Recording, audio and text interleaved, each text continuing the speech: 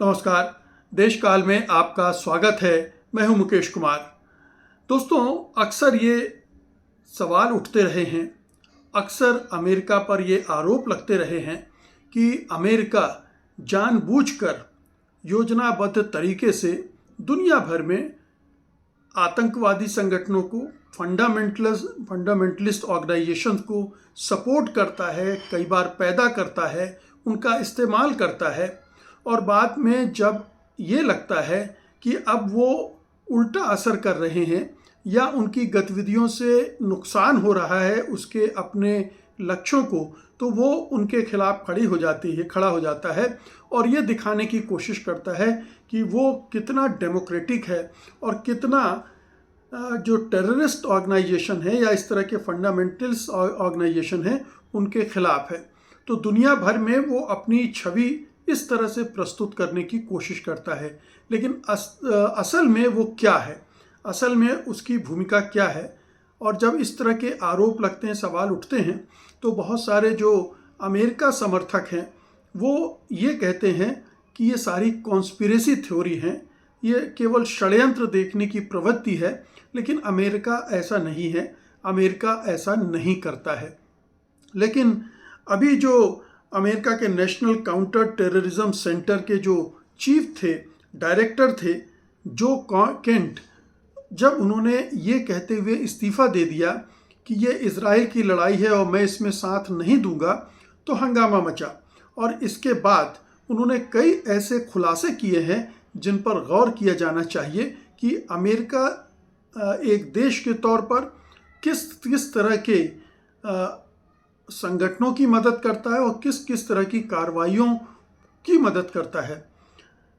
जो केंट ने कहा है कि अमेरिका ने सीरिया में अल बशर की सत्ता को उलटने के लिए जो अल कायदा है उसकी और इस्लामिक स्टेट, जिसको आईसिस भी कहते हैं, इन दोनों की मदद ली, इन दोनों का इस्तेमाल किया। अब ये दोनों घोषित रूप से दुनिया भर में कुख्यात आतंकवादी संगठन हैं। हम सब जानते हैं कि इन्होंने इधर अफ़गानिस्तान से लेकर अफ्रीका तक किस तरह की आतंकवादी घटनाओं को अंजाम दिया है। और अल कायदा ने तो बाकायदा 9/11 में अमेरिका के जो टावर थे WTO वर्ल्ड ट्रेड सेंटर में, उनको गिराया था विमानों के ज़रिए। तो उस सब को भूल कर भी अमेरिका अल कायदा का इस्तेमाल करता रहा, अल कायदा की मदद करता रहा और आईसिस की भी मदद करता रहा। तो ये बताता है कि अमेरिका के जो पॉलिसी है उसमें सही गलत कुछ नहीं है। वो केवल ये देखता है कि आज मेरा हित किससे सिद्ध होगा, कहाँ किसको दबाना है, कुचलना है, कहाँ सत्ता पलटनी है, रिजीम चेंज करना है और कहाँ किस उद्देश्य से चीज़ों को अपने नियंत्रण में रखना है या नियंत्रण में रख लेना चाहिए। इस एजेंडे के तहत वो दुनिया भर में उठापटक करता रहता है। और ये जो केंट ने कहा है, ये वो पहले व्यक्ति नहीं है जो ये कह रहे हैं कि अमेरिका इस तरह के संगठनों की मदद करता रहा है, कई बार उनको पैदा करता रहा है और उनका इस्तेमाल करता रहा है। ये एक लंबा इसका सिलसिला रहा है और ये ऐसे कई प्रमाण हैं जो आपको मिल सकते हैं। मसलन जो अमेरिका के NSA नेशनल सिक्योरिटी एडवाइज़र थे जिग्नेविक ब्रेजेंस्की, उन्होंने 1998 में कहा था कि अमेरिका ने 1979 की जुलाई में मुजाहिदीन जो अफ़गानिस्तान में काम कर रहे थे उनकी मदद शुरू की थी, उनको फंडिंग देनी शुरू की थी। और ये तब की बात है जब सोवियत संघ का हमला या सोवियत संघ की सेनाएं वहाँ प्रवेश भी नहीं किया था, उन्होंने अफ़गानिस्तान में वो घुसी भी नहीं थी। तभी उसने इस संगठन को खड़ा किया, ISI की मदद से उसको फंडिंग की, हथियार दिए, उनको ट्रेनिंग दी और उनका इस्तेमाल किया सोवियत संघ के खिलाफ। तो ये सोवियत संघ का, ये अल-कायदा का मामला है और ये मामला है अफ़गान मुजाहिदीन का, जिसको वो लगातार सपोर्ट करता रहा है। ये एक लंबी चीज़ है जिसको हमें ध्यान से देखना चाहिए कि ये किस तरह से ये मदद करता रहा है अफ़गानिस्तान में। ये तो अल कायदा का मामला हुआ, अफ़गान मुजाहिदीन का मामला हुआ, जो बहुत सारे संगठन वहाँ बनाए गए ये पाकिस्तान की मदद से, जिन्होंने तमाम तरह की आतंकवादी घटनाओं को अंजाम दिया, भारत में भी दिया। यही वो संगठन हैं, वही लोग हैं जो भारत में भी आतंकवादी गतिविधियां को अंजाम देते रहे हैं। ये नहीं भूलना चाहिए, यहाँ याद रखना चाहिए कि भारत में जो 80 के दशक में और 90 के दशक में खालिस्तान आंदोलन चला था, उसमें भी CIA और ISI का हाथ होने के पुख्ता सबूत मिले थे।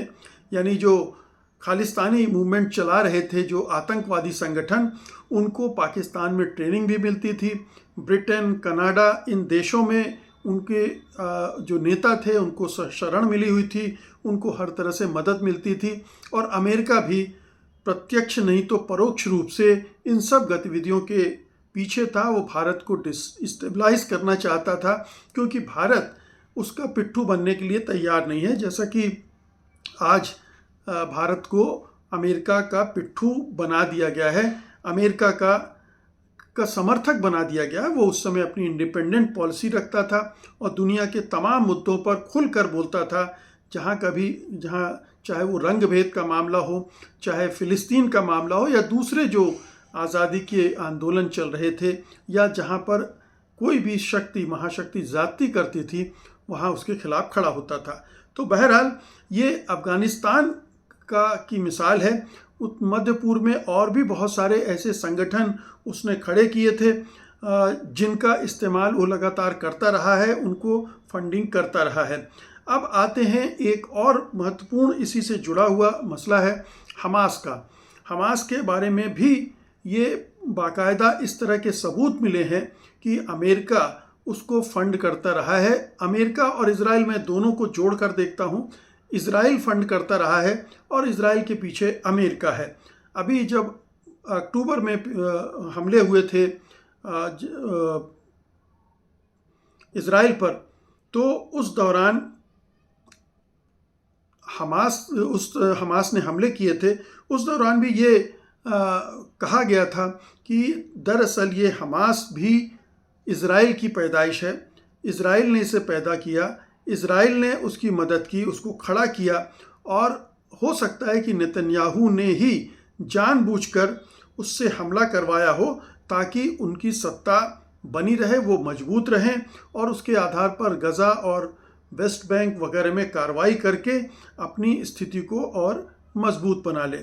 हालांकि इसकी पुष्टि करना बड़ा मुश्किल है, लेकिन बहुत सारे ऐसे प्रमाण मिलते हैं जो बताते हैं कि किस तरह से हमास को खड़ा करने में इजराइल की भूमिका रही है और बाद में नेतन्याहू की भूमिका रही है।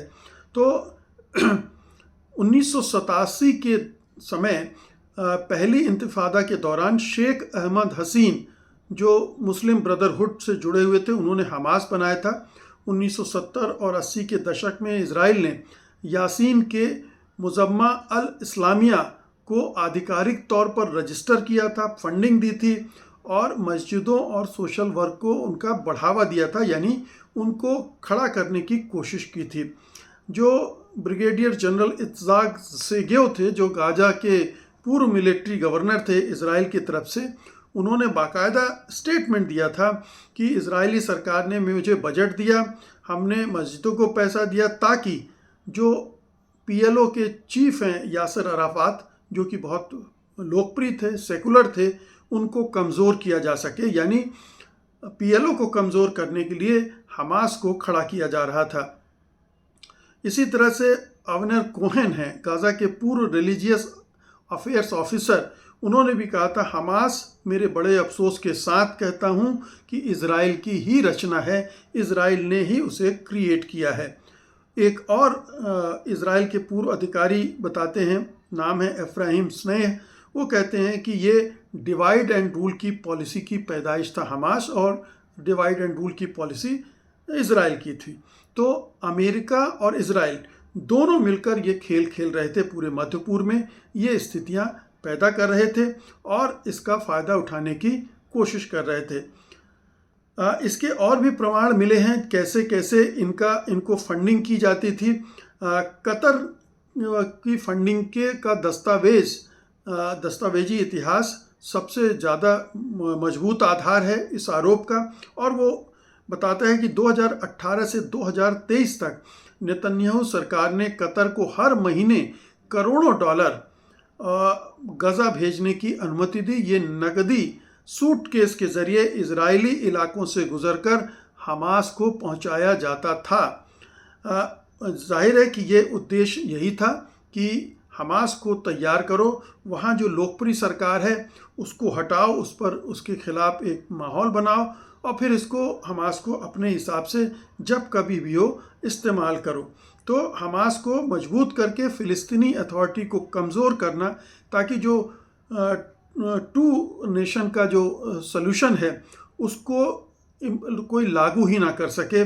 आपको पता ही कि ओस्लो अकॉर्ड हुआ था और उसमें तय हुआ था कि 2 अलग देश होंगे, फ़िलिस्तीन और इज़राइल, और इज़राइल ने समझौते पर दस्तखत करने के बावजूद उसको कभी उसका सम्मान नहीं किया और पूरी कोशिश की कि उसको दरकिनार कर दे, और ये हमास का इस्तेमाल उसके लिए वो करता रहा है। इसी तरह से बहुत सारे जो अखबार हैं, चाहे वो न्यूयॉर्क टाइम्स हो, CNN हो, टाइम्स ऑफ इज़राइल हो, इनकी रिपोर्ट्स बताती कि नेतन्याहू ने खुद इस पॉलिसी को बढ़ावा दिया। इजराइल ने कतर से फंड बढ़ाने के लिए भी कहा। 2025 की शिन बेट रिपोर्ट है, कतरी फंड हमास की मिलिट्री विंग में घुस गए, उनको फंड दिया गया। नेतन्याहू की पॉलिसी थी कि हमास को मजबूत करो, और इस वजह से हमास को तैयारियों का समय मिला और उसने फिर हमला किया। तो ये तमाम तरह की चीज़ें हुई। फिर कुछ खुफिया चेतावनियाँ भी दी गई थी जिनको नज़रअंदाज किया गया, और इसीलिए कहा जाता है कि ये नेतन्याहू ने जानबूझकर इसको नज़रअंदाज होने दिया ताकि हमला हो और उनको एक मौका मिले अपनी 56 इंच छाती दिखाने का और राजनीतिक फ़ायदा उठाने का। तो जो पूर्ण हमला हुआ था, इसका जो इजरायली खुफिया एजेंसियों को इस पूरे हमले की जानकारी 1 साल पहले ही मिल गई थी और इसको खारिज कर दिया था नेतन्याहू की सरकार ने। हमास के ट्रेनिंग एक्सरसाइज और जो बॉर्डर पर एक्टिविटीज़ थे, सिम कार्ड का एक्टिवेशन था, उसको भी नज़रअंदाज किया। जो मिस्र की खुफिया एजेंसी है उसने 3 दिन पहले ही चेतावनी दी कि कुछ बड़ा होने वाला है, उसको भी नज़रअंदाज किया गया। तो ये तमाम चीज़ें होती रहीं और नेतन्याहू पर आरोप है कि उन्होंने जानबूझकर इसे नज़रअंदाज किया, क्योंकि वो चाहते थे कि कोई हमला हो जाए जिसका वो राजनीतिक रूप से अपना फ़ायदा उठा सकें, क्योंकि वो बुरी तरह से फंसे हुए हैं करप्शन के आरोप में। लाखों लोग न्यायिक सुधार के लिए सड़कों पर थे, देश में गहरी फांक हो गई थी और पूरा देश उनके खिलाफ एकजुट हो गया था। लेकिन हमले के बाद जब युद्ध शुरू हुआ तो नेतन्याहू वार टाइम के PM बन गए, सारे मुकदमे टल गए, विपक्ष भी चुप हो गया। तो इस तरह से उन्होंने इसका फ़ायदा उठाया। तो ये बहुत साफ है कि हमास को पूरी मदद मिल रही थी, पूरी फंडिंग मिल रही थी, अल-कायदा को पूरी फंडिंग मिल रही थी, उधर आईसिस को भी अमेरिका इस्तेमाल कर रहा था, और अमेरिका और इजराइल दोनों को जोड़कर ही देखा जाना चाहिए, दोनों में कोई अलग नहीं है। ये मैं इन कुछ अतिवादी इस्लामिक संगठनों की बात कर रहा हूँ, लेकिन दुनिया भर में दूसरे तरह के संगठन हैं, उनको भी अमेरिका फंड करता रहा है, उनका इस्तेमाल करता रहा है। जैसा कि मैंने भारत का जिक्र किया कि भारत में खालिस्तान का जो आंदोलन था उसको किस तरह से CIA और ISI ने मदद दी, और भारत में उसकी वजह से सैकड़ों हज़ारों लोग मारे गए और पूरा भारत बरसों तक, लगभग 1 दशक तक पूरा डिस्टर्ब रहा। पूरा जब तब बम धमाके होते थे, कत्ले आम होता था। तो अमेरिका का ये रवैया रहा है, अमेरिका इस तरह के काम करता रहा है और इसको फिर वो दूसरे देशों पर मढ़ता रहा है। यानी ये क्रिएशन उसका है, फिर ये कहा जाएगा कि अफ़गानिस्तान में वहाँ पर कठमुल्ले आ गए, या जो पाकिस्तान के अंदर भी तहरीके तालिबान और इस तरह के संगठन हैं वो कैसे पैदा हो गए। इस पूरे खित्ते में अगर इस्लामिक फंडामेंटलिज्म की लहर आई तो वो अमेरिका की बदौलत आई, अमेरिका की वजह से आई। केवल सोवियत संघ को परास्त करने के लिए उसने पूरे कट्टरपंथी संगठनों को इस इलाके में फंड किया और वो मजबूत हुए, और वो चूँकि इसका उन्हें हथियार मिले, फंड मिला, तो वो इस काम में लग गए और फिर एक जिहादी माहौल बना दिया गया, जो कि फिर न केवल इस इलाके में बल्कि बढ़ते बढ़ते वो पश्चिमी एशिया तक पहुंच गया और वहाँ भी संगठन इस तरह के बने और उनका वहाँ पर अमेरिका और इजराइल ने अपने लिए इस्तेमाल किया। आप जानते ही हैं कि सीरिया में आखिरकार सत्ता पलट गई। जो वहाँ के राष्ट्रपति थे बशर, उन्हें भागकर रूस में शरण लेनी पड़ी।